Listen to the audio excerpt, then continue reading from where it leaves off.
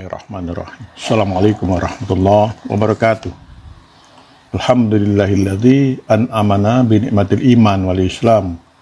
Wa nusalli wa nusallim ala khairil anam Muhammadu wa ala alihi wa sahbihi ajma'in, amma ba'd. Pendengar yang berbahagia, di kesempatan kali ini saya masih akan mengulas tentang hutang. Temanya sudah meninggal dunia tapi belum lunas, bagaimana hukumnya?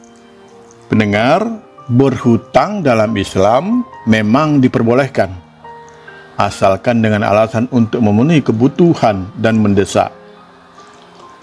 Apabila terpaksa berhutang, umat Islam diwajibkan untuk segera melunasinya dan tidak menunda-nunda, karena Allah SWT membenci perbuatan tersebut.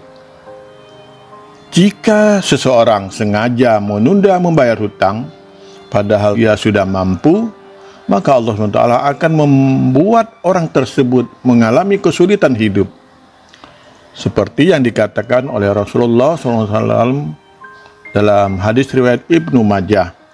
Siapa saja yang mengambil harta orang lain atau berhutang seraya bermaksud untuk membayarnya, maka Allah akan memudahkannya melunasinya bagi orang tersebut. Dan siapa saja yang mengambilnya seraya bermaksud merusaknya atau tidak melunasinya, maka Allah akan merusak orang tersebut. Pendengar yang berbahagia, lantas bagaimana dengan nasib orang yang sudah meninggal dunia namun belum melunasi hutangnya? Apa konsekuensinya yang akan dihadapi di akhirat? Apabila seorang muslim yang meninggal dunia dalam keadaan masih berhutang, maka hal pertama yang harus dilakukan adalah melunasi hutangnya tersebut dengan harta yang ia tinggalkan sebelum dibagikan kepada ahli warisnya.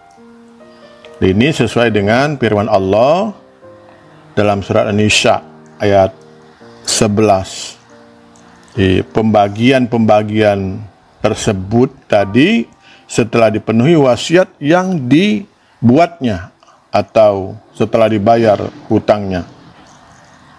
Namun bagaimana jika harta orang meninggal dunia tersebut tidak cukup untuk melunasi hutangnya di dunia? Keluarga atau kerabatnya boleh menolong orang tersebut dari jeratan hutang dengan membantu melunasinya. Perilaku ini sejalan dengan anjuran Rasulullah SAW bagi umat muslim untuk menolong sesamanya dari kesulitan hidup. Dengan yang berbahagia, ada beberapa alasan bagi orang yang menolong adalah Allah akan melepaskan orang tersebut dari kesusahan hidup, baik di dunia maupun di akhirat. Allah juga menjanjikan akan menutup seluruh aib orang yang menolong saudaranya, dan Allah akan memberikan pertolongan pada orang tersebut di hari kiamat kelak.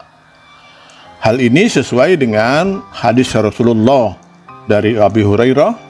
Beliau bersabda, barang siapa yang melepaskan seorang muslim dari kesusahan dunia, maka Allah akan melepaskan kesusahannya pada hari kiamat.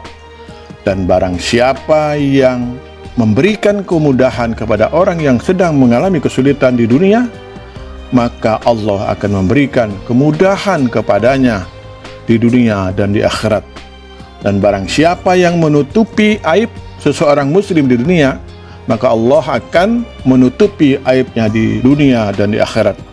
Dan Allah akan senantiasa menolong hambanya selama hambanya itu menolong saudaranya. Hadis riwayat Imam Tirmidzi.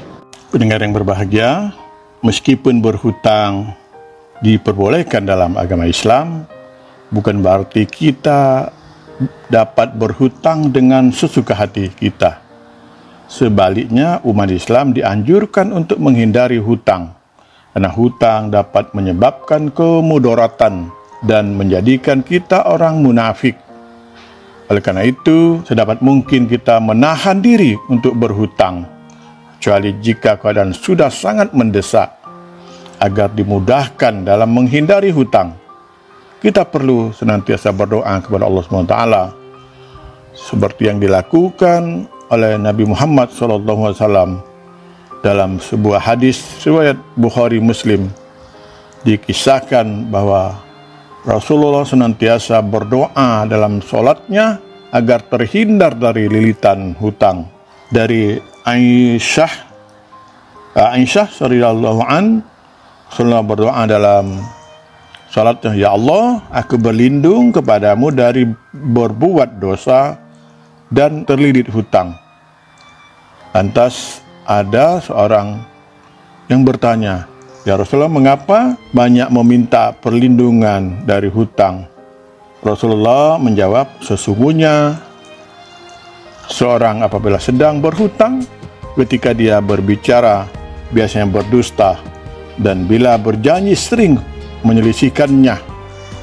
Pendengar yang berbahagia, semoga kita terus senantiasa menjaga diri dan keluarga kita agar terhindar dari bahaya lilitan hutang yang dapat menghalangi masuk surga.